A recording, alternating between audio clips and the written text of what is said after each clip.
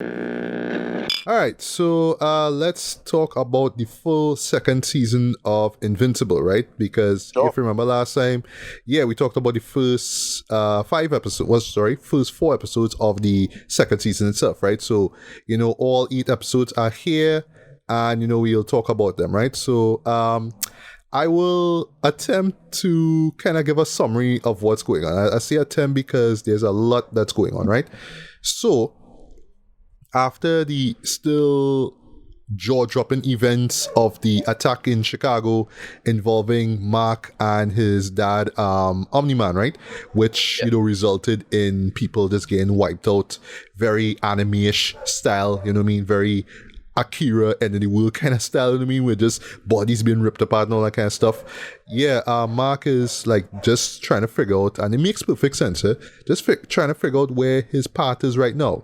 So he's still in his relationship, you know what I mean? With, oh gosh, just forget Amber. the names. Amber, sorry. Amber. Yeah. Yeah, with Amber, voiced by McGill Zazie Beats.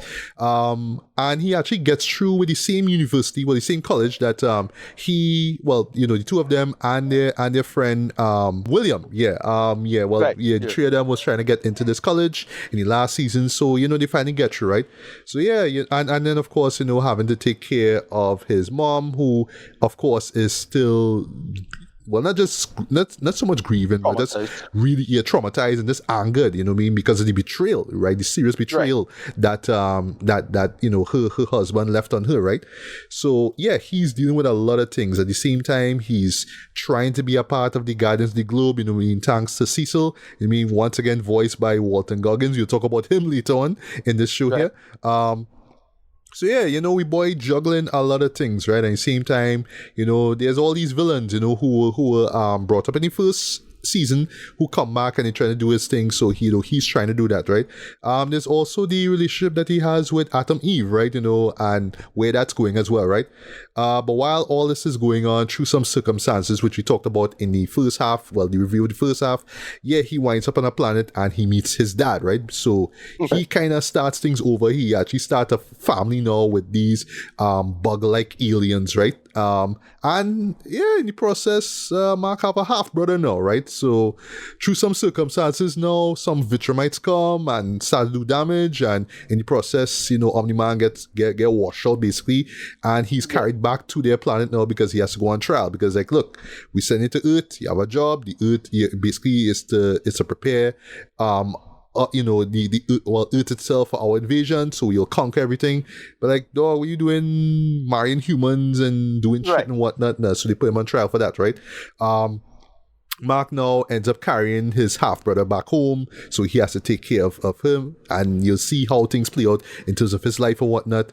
And while all this is going on now, I should say technically the main villain, in quotes, is this scientist who is voiced by we boy Sterling K. Brown. Yeah, his name is Angstrom, who, because he is from a dimension and he has the ability to travel to various dimensions. He noticed that, Invincible and Omni-Man pretty much running the show, pretty much conquering all these dimensions and whatnot, all these alter realities. Well, this was he was set up in the beginning of the first part of the season because it was one version of him.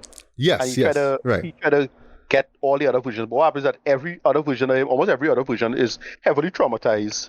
And by Invincible. Yes, that's true. Yeah, so you learn how and why. That went on. Right, but in the process now, because he has this big device and he actually get the Maulers to show up, if you remember the Maulers, to kind of help him out with it. But some shenanigans take place. Multiple Maulers come in and there's a huge fight and whatnot. All this is in the first episode, and the place explode, people get their ass washed. But Angstrom becomes this monstrous body basically, right? His head is just distorted and he looks terrible in my opinion. He looks really fucked up, right?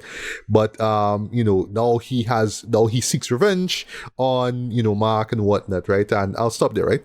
So to get the positives out the way, because there's a lot of positives in it, right? as far as just progressing the story, I think that this season did a fantastic job doing that, right? Yeah. Especially with Mark's arc, like you felt it emotionally from episode 1 to the very end. You felt where he was coming from, just not knowing his path, not knowing what his direction is. Because it's not so much about him just being a superhero; it's knowing that he's half Viltrumite and learning in the last season that my purpose pretty much is to conquer Earth, like literally conquer through violence, right? So that is just a burn, no. And for me, boy, like I just felt just the weight though, like this, the weight just burned them down with each and every episode, boy, to the point that when the last episode came and went, boy, it's like, dog, I feel so sorry for you, boy, to the point that there's a character, I'm not gonna say who, says you don't deserve this, and that's just such a great line. It's as simple as this, because I had to agree, he does not deserve this, right? I love how the show does this, right? Because, don't mind it has the Saturday morning cartoon look to it and whatnot. Yeah, the show does remind you so much, boy, it sucks to be a superhero, boy. Like, that's Invincible, but there's other heroes, boy. Like, it sucks, the early part of this half of the season, they had a fight that was brutal as hell, though. With certain things. They make fun of something that everybody was talking about, the whole Ant-Man thing. What yes. I know you talk about with a certain character who could, shrink in size. That's all you'll say. Yeah. How that play out was woof, you know what I mean? Yeah. Even the Guardians of the Globe go through some shit. Like even Rex, the asshole Rex, he went through shit. You know what I mean? And I actually like his growth as a character as well too, right? I like what they do with Robot. I'm forgetting the guy's name, especially with his relationship with Montague. I like how that plays out as well, especially where that turns out as well. Immortal, I like what they do with him. Right. At first, I thought it was kind of shoehorn, him being with Duplicate, but I was like, you know what? But then Duplicate drop a truth bomb on Rex. Is like, oh, I get it. Right. It's kind of shallow, but I get it. Okay, whatever. But how it plays out in the end, absolutely enjoy. Black Samson, his arc was pretty good, good as well. I like that, there's this new guy called Bulletproof that they brought in. There's a nice little joke where Bulletproof say, oh, you're supposed to have hair, like you didn't even looking like Samson. Like that's the point of Samson, right? And that was a nice little joke, right? Nice little jab and whatnot, right? Cecil, still kind of shady, but he have a heart, but he's always like kind of always it's about the job. It's always about getting the job done and whatnot, right? So I like what they do with him as well, right? But the big surprise for me, boy, was Omnimandra, what they do with him, right? Because and I'll say this, right, is a great thing that I recap the first season. This kind of leads to SUR with this season, because just because just seeing where the character started off and where he's at right now was just great, But for me, because even with the Battle of Chicago, right, where instantaneously I wouldn't be surprised if some people walk out of it like, boy, I hate Omni-Man is shit, boy, right? Here, they really humanize him a lot more in it, though, because even back then, he felt he felt a bit of, you could tell he was feeling some sort of remorse over what happened, especially with him literally beating his son down, right? He felt remorse, right? But here's where he really, really felt that remorse and him kind of coming to terms with what he did and whatnot, right? But that's not to say that you're supposed to like him, and I like that the show is brave enough to say you're still not supposed to like Omni-Man, because he's still kind of a piece of shit. I mean, he called the wife a pet, right? But still. But speaking of that, though, I won't lie though, like for me, just when I thought that last line, or sorry for the spoiler, you don't deserve, was a great line. The last line that Omni-Man dropped though was perfect. Perfect round. I clap at that. I was like, that's a great end. That's a great end, right? Animation is great, as usual. Right. The choice of music and whatnot. I'll say, you just finish it. I'll move it quick, right? Also, the fight scenes are very well handled, action scenes and whatnot. No, they're not entirely reliant on the blood and gore, but there is blood and gore and it works, right? So when it comes to flaws now, right? And it's something that the last season did, but I felt like here was like, you didn't really need to do this again. Yeah, I understand that this is based off of a comic book world, and yes, it's clear that they're gonna have a third season, right? But at that time, it's like, all right, y'all just like love to set up things and just never get back to it, though. Like in the final episode, for example, they bring back a villain that was brought up once in the first season. I'm like, all right, so they really do anything with it? Yes, you have it was kind of funny what they do with him. All right, cool, but like, oh gosh, you don't have to do it in such a way where, oh, you want to know what happens next? Tune in season 3. You know what I mean? Like, don't bring in a character and just be like, well, tune in next time. Like, no, bring him in there. Like, case in point, like what they did with Dr. Seismic, right? Yes, he was a jokey character in the last one and he come back here. Okay, cool. That was great. The doctor who did the experiments to William's boyfriend, Rick, right? That was interesting. Come back, kind of, you know what I mean? Well, the stuff they did with, the side guy. The guy or Cecil's partner, oh gosh, I forget his name. D something, I forget what it is. Right. Yeah, that was cool. Right. I like what they do with him as well. Yeah. And I thought they would have this like I thought they spent time on this existential thing. I was like, no, he had to come to terms with it, and he's the one to make decision about that. Yeah, not Cecil make decisions. Exactly. Like, and I like the reveals that this is not the first time this happened to him. I like that. Yeah, that's very, very, very clever. I like that, right? But I kind of not a fan of the whole we have to set things up and we just sort of leave it there and we'll get back to it. So I'll throw a perfect example. The Maulers.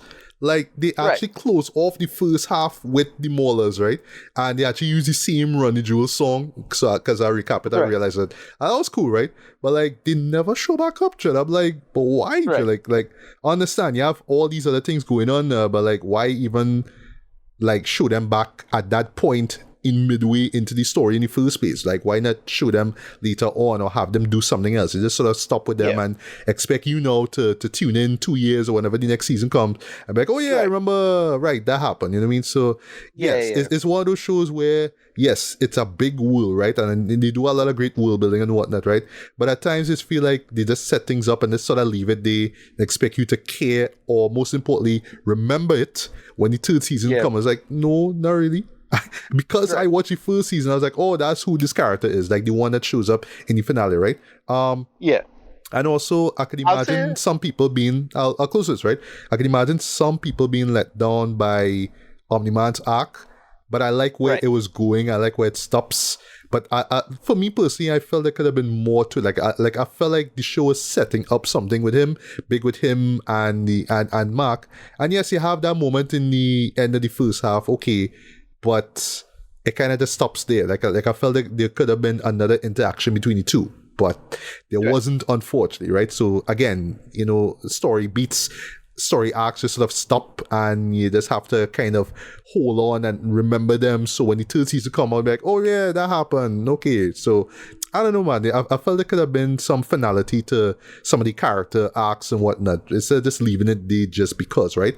But on that though, this was still a solid season nonetheless. And yeah, I mean, I just really love this show, right? And yeah, this is just another great season in my opinion, right? But I'll close this. I know, like, I wouldn't be surprised if some people kind of come out of this saying, like, I kind of prefer the first one because I think it's because of how it ended, right? With that fight in Chicago, right?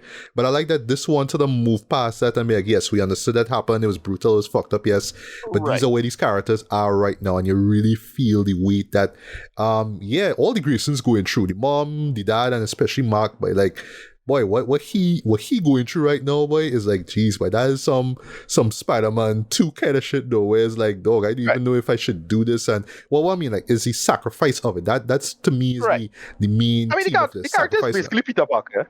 I mean, it's a mix of Peter Parker and Clark Kent, straight up. So that's true, boy. But yeah, boy, what that man had to go through, boy, especially with him and Amber, boy, is like, oh, I feel that, boy. I feel that, right? So yeah, rating wise, I'm gonna give this a strong 4 out of 5, man. I absolutely enjoyed the season. Okay. I don't know how long we have to wait. I feel we may have to wait a couple of years for the third season. And I'll close this, right? They make a really great reference to that. I make a great point about that. I'm not gonna say where, but it involves a character talking about how long certain animated shows take to be made. Right. That was a nice wink to the camera. That was so clever. Right. Yeah. But yeah, I feel we may have to wait a couple of years for this. Maybe we might get another spin-off special, like the Atom Eve special, I guess, maybe. Right, which I thought was great. Yeah. I actually watched it in preparation for this one. Yeah, I absolutely enjoyed that as well, right?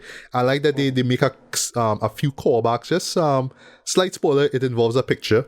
That's all I'll say, a family photo. That was great, yeah. But yeah, I feel we'll have to wait a couple more years to see what happens next though. But yeah, this series is still keeping that momentum going. But again, I know there'll be some people who'll be let down because we want to see more Invincible versus Omni-Man, but it's like, nah, it's not really that's not really what this season here is about. And I applaud that it's not about that. The characters have to move on, so we have to move on, right? So it's like that. But yeah, Ricardo, your thoughts on the season? What didn't work?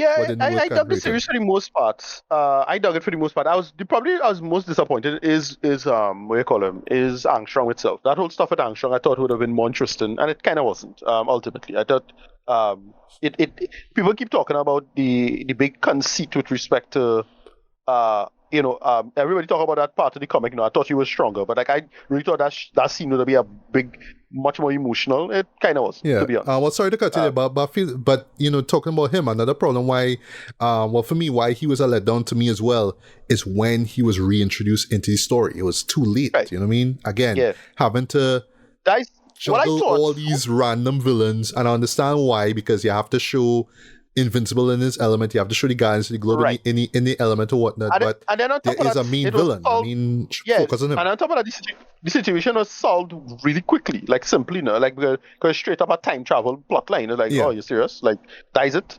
They didn't leave it. So I thought, oh, well, at least that would have been the cliffhanger. That's not the cliffhanger. No. Why I thought it was going to go what they suggest, especially with a certain someone. I love that reference oh, this is what you could expect going on. That's all I'll say without spoiling. Right. Yeah. Right. So that is all I did. So I want to see that timeline, if anything, if they could show that. But whatever. Another thing is that why I thought it was going to go is with a certain someone. She shows up, and she's probably the most controversial figure in the narrative by far. And I thought it was going to end with that. That moment, and I thought that would be as shocking, if not more shocking, than the train sequence in Chicago. That's why I thought that was going to go.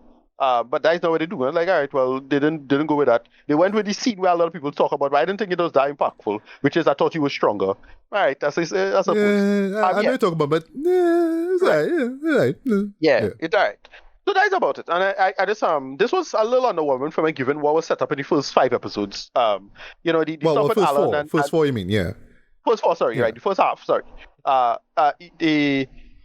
I really thought the stuff with Alan the alien, him getting stronger and being able to handle Viltrumites. Now, okay, that was kind of cool. Yeah. And then, well, the big plot line with him writing these sci-fi novels, and it have already what it's implied. They know it's a bunch of old adventures and it's real information to utilize. Like, all right, cool. I can see where that's going. That might be interesting. In terms of the storytelling. Like, all right, I hope there's going to interesting space and whatnot. And yeah, that last sequence with Alan and Nolan is great. I like that. Yes. That's about it. I was everything else. I'm not too super hyped about it. Nowhere near as engaging as season 1 was, in my humble opinion. But I still dug it for what it was. So it's fine. Rating, I give it like a 7 out of 10. The first half was really strong, and I really wish the second half lived up to that. But I just thought it would go further or do more with the material, and we didn't really get that, to be honest. That, in my humble opinion. So that's about it. Yeah. All right. Well. One last question on this, and then we can move on. I wonder if it just has to do with, but then again, I've never read Robert Kirkman's comics, right? Yeah. So I imagine that the world presented in the show here is as big as it is in the comics, right? But is it that I wonder if it is that, it's just the show having to constantly remind us of how big this world is, that it's kind of stray away from the real story. Like, I'll try example. Do we really need to see this Lizard League or whatever the kind of full, Cobra, group or whatever it is? Like, do we need to see that? Because even that itself, something happened there and they're like, oh, they're going to get back to it. And they say, well, no. They're just there. And it was like a kind of a dark joke, but it's like, all right, we didn't need this, right? But now I'm wondering if that's just the nature of the show. Like, we just have to constantly remind you, yes, the world is big and it's bigger than the Guardians of the Globe, so you have other characters and factions doing their thing, but it's like, but it have nothing to do with Mark. It have nothing to do with Omni-Man. You know what I mean? So it's like, why put them there in the first place? Like, it's funny, kind of like, oh, we have this group and that group, but like, that's the problem with kind of comics. You see, it's something that would work or make sense in something like The Walking Dead, but like because Mark and Nolan's so central to the material, when it's drift away from them, it just feel like just time wasting or fill up. It really feel like filler material, to be honest. whatever. Yeah. I don't know enough about the world going forward, so it's like, all right, fine. Yeah, but season 3, I can't wait, Right. man. That's I hope you don't wait too long, right? So that's it. Yeah.